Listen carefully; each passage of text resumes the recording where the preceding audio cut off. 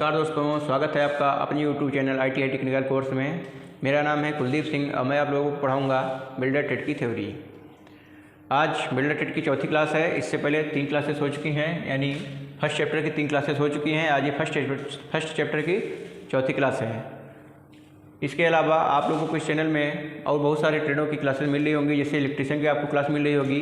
Electrician के आप लोग 2 बैच देख पा रहे होंगे, इलेक्ट्रीशियन और first year and electrician second year. इसी तरह आपको फिटर के 2 बैच दिख रहे होंगे, fitter first year and fitter second year. और बिल्डर का तो आप लोग देख ही रहे हैं। इसके अलावा कुछ ही समय में आप लोगों को वर्कशॉप कैलकुलेशन और EED यानी इंजीनियरिंग ड्राइंग, इसके साथ साथ एम्प्लॉयबिलिटी की क्लास भी आप लोगों को देखने को मिल जाएगी। और इसके साथ ही साथ मैं आप लोगों को बता दूं, कुछ ही दिनों बाद इसी चैनल में आप लोगों को और भी ट्रेड्स की क्लास मिलेगी। जैसे और ट्रेड मतलब जैसे हो गए आपके वायरमैन, पोपा और डीजल मैकेनिक हो गया, टर्नर हो गया, मशीनिस्ट हो गया। इन सब की क्लासेस कुछ ही दिनों में इस चैनल के माध्यम से आप लोगों को मिलने लगेंगी। तो अभी जितनी क्लासेस मिल रही हैं आप लोगों को, उम्मीद है समझ में आ रही होगी। यदि किसी को कोई दिक्कत आ रही है, कोई भी समस्या है, आप लोग कमेंट बॉक्स के माध्यम से कमेंट करें, हम लोग उसको दूर करने की कोशिश करेंगे। या कोई भी और जो चाहता है कि हमको ये ट्रेड पढ़ाया जाए, वो कमेंट बॉक्स में कमेंट करें, उसको भी यहाँ पर अपने चैनल के माध्यम से पढ़ाने की कोशिश करूँगा। ठीक है, तो आज ये बिल्डर की फर्स्ट चैप्टर की चौथी क्लास है। इससे पहले 3 क्लासेस हो चुकी हैं। चौथी क्लास में मैं आप लोगों को पढ़ाऊँगा कृत्रिम श्वसन क्रिया के बारे में। कृत्रिम श्वास क्रिया की ज़रूरत क्यों होती है, इसके बारे में बता चुका हूँ कि जब कोई भी घायल हो जाता है, अपने खुद से अच्छे से सांस नहीं ले पा रहा है, तो हम क्या करते हैं, उसको कृत्रिम रूप से श्वास देने की कोशिश करते हैं। तो जब हम उसको कृत्रिम श्वास देंगे तो कैसे देंगे, इसके बारे में यहाँ पे बताया गया है। कौन कौन सी विधि है कृत्रिम श्वास देने की, इसके बारे में यहाँ पर हम अध्ययन करेंगे। ठीक है, तो चलिए हम स्टार्ट करते हैं। कृत्रिम श्वास हम कैसे लेंगे, इसको कैसे देंगे। ठीक है, इस क्रिया के अंतर्गत पीड़ित व्यक्ति को सांस न आने पर विविध कृत्रिम क्रियाओं द्वारा सांस दी जाती है। कृत्रिम श्वास प्रक्रिया की 4 प्रमुख विधियां हैं। कितनी विधियां हैं? प्रमुख रूप से 4 विधियां हैं। यदि कोई व्यक्ति सांस नहीं ले पा रहा है तो इन विधियों के माध्यम से हम उनको सांस दे सकते हैं। ठीक है, पहली है सिल्वेस्टर विधि, फिर शेफर विधि, फिर मुँह से मुँह में हवा भरना, और चौथी आती है हमारी कृत्रिम श्वसन यंत्र द्वारा। पहले हम पढ़ेंगे सिल्वेस्टर विधि क्या है। ठीक है, सिल्वेस्टर विधि द्वारा हम कैसे सांस देते हैं, इसके बारे में देखते हैं। ये विधि कभी उपयोग की जाती है, इसके बारे में पहले हम देख लेते हैं। इस विधि का प्रयोग तब किया जाता है जब पीड़ित व्यक्ति के सीने की ओर छाले पड़ जाएं, यानी जब जो पीड़ित व्यक्ति है, घायल व्यक्ति है, उसके सीने की ओर छाले पड़ जाएं, फफोले पड़ जाएं, तो तब हम इस सिल्वेस्टर विधि का उपयोग करते हैं। इस विधि में पीड़ित व्यक्ति को पीठ के बल लिटाया जाए। इसमें क्या किया जाता है, पीड़ित जो व्यक्ति है, घायल व्यक्ति है, उसको पीठ के बल लिटा देते हैं। फिर तत्पश्चात उसकी पीठ के नीचे तकिया लगा देते हैं। उसकी पीठ के नीचे क्या लगाना है, तकिया लगाना है, जिससे कि उसका सीना कुछ, ये सीने के नीचे, जस्ट सीने के नीचे हमको तकिया लगाना है, जिससे उसका सीना कुछ उभरा हुआ रहे, यानी थोड़ा सा कुछ उठा हुआ रहे, और सिर कुछ नीचा हो जाता है। इससे क्या होता है, सिर थोड़ा नीचे हो जाता है। अब निम्नलिखित 2 स्थितियों द्वारा पीड़ित, अब हमको क्या करना है, उसके बाद हमको क्या करना है, फर्स्ट इतना करने के बाद हमको क्या करना है, व्यक्ति के सिर के पास अपने घुटनों के बल बैठ जाएं। व्यक्ति के जो सिर है उसके पास आप खुद घुटने के बल बैठ जाएं, उसके ऊपर नहीं, उसके पास घुटनों के बल बैठना है। फिर क्या करना है, उसके दोनों हाथों की आधी मुट्ठी बात कर, उसके जो दोनों हाथ हैं उसकी दोनों आधी मुट्ठी बात कर। मान लीजिए मैं घायल व्यक्ति हूँ, ठीक है, अभी मैं यहाँ लेट तो नहीं सकता मैं, लेकिन खड़े खड़े बता रहा हूँ कि मान लो मैं घायल व्यक्ति हूँ। ठीक है, तो हमको क्या करना है, पहले लिटाना है। फिर आप क्या करोगे, हमारे पीछे साइड यानी सिर साइड घुटने के बल बैठ जाओगे। फिर मेरी आधी मुट्ठी बंद करोगे। ठीक, आधी मुट्ठी बांध कर हाथों को सीधा फैला देना है। फिर क्या करना है, हाथों को सीधा करना है, सीधा फैलाना है। फिर आप पीड़ित व्यक्ति के दोनों हाथों को धीरे धीरे मोड़कर उसके सीने पर लाएं। फिर क्या करना है, जो मेरे हाथ है जो फैले हुए हैं उनको धीरे धीरे मोड़ के, यूनिवर्सिटी मोड़ना नहीं कि हाथ टूट जाए, धीरे धीरे मोड़कर उनके सीनों में ऐसे लेके आना है। इस हालत में वो लेटे लेटे ऐसे इस तरह लेके आना है। ठीक,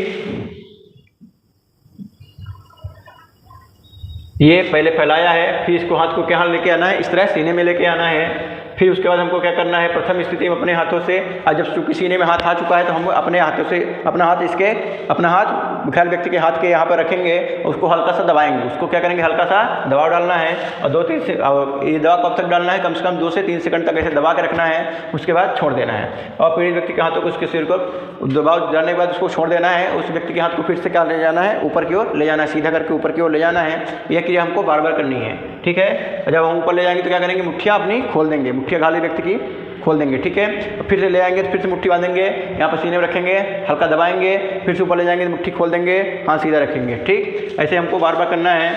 ये देखिए, सीने को इस तरह भी दबा सकते हैं हम। ठीक है, फिर उपयुक्त क्रिया को 10-12 बार प्रति मिनट की दर से तब तक दोहराएं जब तक कि व्यक्ति सांस लेना उसका सामान्य न हो, जब तक व्यक्ति सांस न लेने लग जाए, सामान्य रूप से सांस न लेने लग जाए। जब पीड़ित व्यक्ति के सीने पर दबाव डाला जाता है तो फेफड़ों के अंदर की वायु बाहर निकल जाती है। जब हम किसी को दबाते हैं सीने पे तो क्या होता है, फेफड़े की जो हवा उसमें भरी हुई है वो बाहर निकल जाती है और दबाव हटाने से बाहर की, और जैसे ही दबाव हटाते हैं तो बाहर की जो स्वच्छ हवा है तेजी से अंदर की ओर जाती है।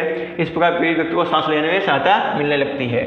फिर अगला मेथड होता है हमारा सेफर मेथड। सेफर मेथड क्या होता है, इसका प्रयोग हम करते हैं, इस विधि का प्रयोग तब जब हम करते हैं जब पीड़ित व्यक्ति के पीठ पर छाले पड़े हो। पहले वाला क्या था, जब सामने छाले पड़े हों यानी पेट साइड, छाती साइड, सीने साइड छाले पड़े हो तब हम सिल्वेस्टर मेथड अपनाते हैं। लेकिन यदि पीठ के पीछे छाले पड़े, पीठ में छाले पड़े तो उसको हम लिटा नहीं सकते पीठ के बल, तब हम ये सेफर मेथड अपनाते हैं। ठीक है, इस विधि में पीड़ित को पेट के बल लिटाया जाता है। इसमें चूंकि पीठ में क्या हुआ है, छाले पड़ चुके हैं तो हम कैसे लिटाएंगे, पेट के बल लिटाएंगे और उसके सिर को किसी एक करवट कर दिया जाता है और उसके सिर को किसी एक करवट में ऐसा नहीं लिटाना है उसको, या ऐसा या तो ऐसा किसी करवट में कर देना है। फिर क्या करना है, पीठ के सीने के नीचे पतला तकिया रखना है और सीने के नीचे, उस बार क्या था पीठ के नीचे तकिया रखना था, इसमें क्या है सीने के नीचे तकिया रखना है, पतला था, बहुत मोटा तकिया नहीं रखना है। फिर पीड़ित के घुटनों के पास अपने घुटने के बल बैठ जाएं। पीड़ित के जो घुटना है उसके घुटनों के पास आप भी अपने घुटनों के बल बैठ जाएं, पास में, उसके ऊपर नहीं। अपने दोनों हाथ पीड़ित की पीठ पर इस प्रकार रखें कि आपके दोनों हाथ सीधा रहें। फिर अपना हाथ दोनों इस तरह उसके पीठ पे रखना है, अपना हाथ सीधा रखना है। ठीक है, और चारों उंगलियां आपस में मिली रहें और चारों उंगलियां अपनी आपस में मिली रहें और अंगूठा समकोण पर हो, अंगूठा समकोण पर हो इस तरह, और हमको इस तरह हाथ उसके ऊपर रखना है। ठीक है, मान लो यहाँ पे पीड़ित व्यक्ति है तो उसको ऐसे दबाना है। ठीक है, इस तरह दबाना है, उंगलियां पास में रहें, अंगूठा 90 डिग्री पर रहे। ठीक, यहाँ पर आप लोगों को देख पा रहे होंगे पीठ के बल लिटा दिया है, यहाँ पर एक पिलो रख दिया है, तकिया रख दिया है और उसके पास घुटने के बल बैठ के इसको दबा रहा है। ये देखिए इसका अंगूठा और उंगलियां पास में है, अंगूठा 90 डिग्री पे है। ठीक है, फिर क्या है, अगला मेथड हमारा है मुंह से मुंह में हवा भरना, माउथ टू माउथ रेस्पिरेशन। हमको जब कोई व्यक्ति सांस नहीं ले पा रहा है तो क्या करना पड़ता है, उसके मुंह के पास अपना मुंह ले जा करके खुद उसको उसके मुंह के अंदर फूंकना पड़ता है, तेजी से फूंकना पड़ता है ताकि हमारी जो हवा है उसके अंदर चली जाए, उसको सांस लेने में दिक्कत ना हो, वो धीरे धीरे उसको सांस मिलने लगे और वो अपने सामान्य हालत में आ जाए। इसमें हमें क्या करना है, इस विधि में पीड़ित के मुंह में सीधे हवा भरकर श्वसन क्रिया पूर्ण की जाती है। इस विधि को लाबोर्ड विधि भी कहते हैं। माउथ टू माउथ जो रेस्पिरेशन होता है उसे हम क्या कहते हैं, लाबोर्ड विधि भी कहते हैं। आपसे पूछा जा सकता है कि जो माउथ टू माउथ रेस्पिरेशन है यानी मुँह से मुँह श्वसन है उसको और किस विधि से नाम से जानते हैं, उसको हम लाबोर्ड विधि से भी जानते हैं, या इसका उल्टा भी पूछा जा सकता है लाबोर्ड विधि क्या है, तो आप लोगों को बताएंगे मुंह से मुंह की श्वसन की क्रिया जो है वो लाबोर्ड विधि है। मुंह से मुंह में हवा भरने की प्रक्रिया निम्नलिखित 2 स्थितियों में प्रयोग करके पूर्ण की जाती है। इसकी कंडीशन क्या है, इसमें हम तरीका क्या है, तो पहले क्या करेंगे, पीड़ित व्यक्ति को पीठ के बल लिटा देंगे, पीठ के बल लिटाएंगे इस तरह। अब पीड़ित व्यक्ति की पीठ के नीचे तकिया लगाएंगे, ये देखिए यहाँ पर तकिया लगी हुई है जिससे कि उसका मुंह थोड़ा पीछे की ओर लटक जाए। ठीक है, जब आप तकिया लगा देंगे तो ये देखिए इसका सिर थोड़ा नीचे की ओर लटक गया है। ठीक, फिर उसके बाद हमको क्या करना है, पीड़ित का मुंह अच्छी तरह से साफ कर लें। अब पीड़ित के मुंह को अच्छी तरह साफ करना है, मतलब वो मुंह में कोई कुछ डाल के रखा तो उसको बाहर निकाल देना है और उसको साफ करना है। अब उसके खुले मुंह पर, अब उसके मुंह को खोलना है और खुले पर महीन कपड़ा रखकर, एक पतला सा कपड़ा रखकर एक हाथ से उसकी नाक बंद करके, अब क्या करना है, उसके मुंह पर, उसके पहले मुंह खोलना है, साफ करना है, फिर उसके मुंह पे हल्का पतला कपड़ा रखना है। उसके बाद उसकी नाक को एक हाथ से अपने एक हाथ से उसकी नाक को दबाना है, उस मतलब नाक को बंद करना है। ठीक है, फिर अपने मुंह से उसके मुंह में बलपूर्वक झटके से हवा भरें। फिर क्या करना है, अपना मुंह उसके मुंह के पास ले जा करके झटके से यानी बहुत तेजी से हवा को अंदर डालना है, यानी फूंकना है। ठीक है, यह ध्यान रखें कि हवा बाहर न निकल पाए। ऐसा करते समय हमें ध्यान रखना चाहिए हमारा मुंह उसके मुंह के इतना पास होना चाहिए कि हमारी जो हवा जा रही है तेजी से हम दे रहे हैं वो बाहर न जाए, उसके मुंह के अंदर ही जानी चाहिए। ठीक है, और उसके फेफड़े कुछ फूलें, और जब ऐसा करेंगे तो उसके फेफड़े कुछ फूलने चाहिए। ठीक, फिर हवा को बाहर निकलने के पहले अपना मुंह हटा लें। इसके बाद हमको अपना मुंह हटा लेना है तो उसका जो फेफड़ा है खुद ही दबेगा, जो आप हवा दिए हो वो ऑटोमेटिक बाहर फेंक देगा। ठीक है, उपरोक्त क्रिया को हमको कितनी बार करना है, कम से कम 10-12 बार प्रति मिनट, मतलब 1 मिनट में ये क्रिया हमको 10 से 12 बार करनी है। ठीक है, 1 मिनट में 10 से 12 बार करनी है, यानी 5-5 सेकंड में हमको ये क्रिया दोहरानी है। कब तक, जब तक वह व्यक्ति सामान्य रूप से खुद से सांस न लेने लगे। ठीक है, बलपूर्वक झटके से हवा भरते समय पीड़ित व्यक्ति के फेफड़े फूलते हैं और उनकी ताज़ी हवा अंदर जाती है। ठीक है, जब हम ऐसा करते हैं तो व्यक्ति के फेफड़े फूलते हैं और ताज़ी हवा उसको मिलती है। ठीक मुंह हवा लेने पर अंदर की हवा बाहर निकल जाती है। इस प्रकार पेट को सांस लेने में मदद मिलती है। यहाँ पे आप चित्र के माध्यम से देख सकते हैं। पहले उसको मुंह को साफ करना है, उसके नीचे पिलो लगाने हैं। ये देखिए आप यहाँ पर देख सकते हैं, लड़की इसको दे रही है। ये लड़की एक लेटी हुई है, दूसरी लड़की उसको हवा दे रही है। यहाँ पे एक पतला कपड़ा होगा और मुँह से मुँह इस तरह सटा के हमको तेज़ी से हवा देनी है। इस तरह हवा देंगे हम, इस तरह मुँह एक दूसरे के ऊपर रखेंगे तो हम जो हवा मैं दूंगा वो बाहर नहीं जाएगी। ठीक है, आप देख सकते हैं। पहले उस तरह इसका नाक दबाना है। यहाँ पे आप देख सकते हैं, एक हाथ से नाक दबाने हैं, उसके मुंह खोलना है, फिर हमको उसके मुंह के पास इस तरह मुंह ले जाके हवा झटके के साथ देना है। ठीक है, उपरोक्त 3 विधियों में से तीसरी विधि अधिक प्रचलित होती जा रही है क्योंकि ये भी तुरंत प्रारंभ की जा सकती है। क्या है, इस मेथड में हम जल्दी से जल्दी उसको सांस दे सकते हैं। सांस ऐसी एक चीज़ है जिसे 1 मिनट भी यदि आधा मिनट में रोकेंगे तो हमारी घायल व्यक्ति की मौत हो सकती है।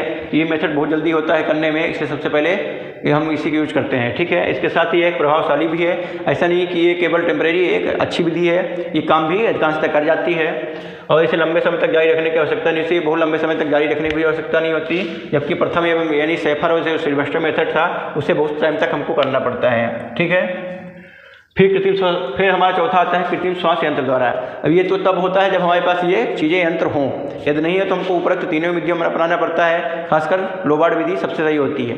यदि मेरे पास यंत्र हैं तब हम ये काम करेंगे। ये हमारा क्या होता है, यंत्र होता है जिसमें एक पाइप होती है, हम उसको मुंह में लगाते हैं। ये देखिए आप यहाँ पर देख सकते हैं, ये यहाँ पे पाइप के थ्रू उसको ऑक्सीजन दी जा रही है। ठीक है, इस युक्त में प्रयुक्त रबड़ के बाल्ब में से हवा फिल्टर होकर चैम्बर में जाती है। यहाँ पर इनलेट तथा आउटलेट बाल्ब लगे होते हैं जो कि रबड़ के दबाने पर छोड़ने के साथ खुलते हुए बंद होते हैं। इसके अंतर्गत हवा पीड़ित के मुंह पर लगे मास्क के माध्यम से जाती है। क्या होता है, ये दूसरी मशीन है, ये दूसरी मशीन है। इसमें क्या होता है, जो इसको हम प्रेस करते हैं तो हवा अंदर जाती है, छोड़ते हैं तो हवा बाहर निकल आती है। इसी तरह ये प्रोसेस बार बार चलती रहती है।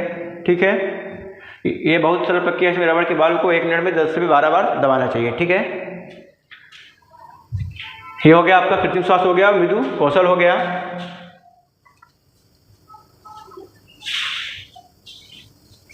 ठीक है, तो कोई व्यक्ति सांस नहीं ले पाए तो हमको किस मेथड से देना है। सेफर हो गया, सिल्वेस्टर हो गया, लाबोर्ड हो गया और चौथा हो गया हमारा कृत्रिम श्वसन यंत्र द्वारा।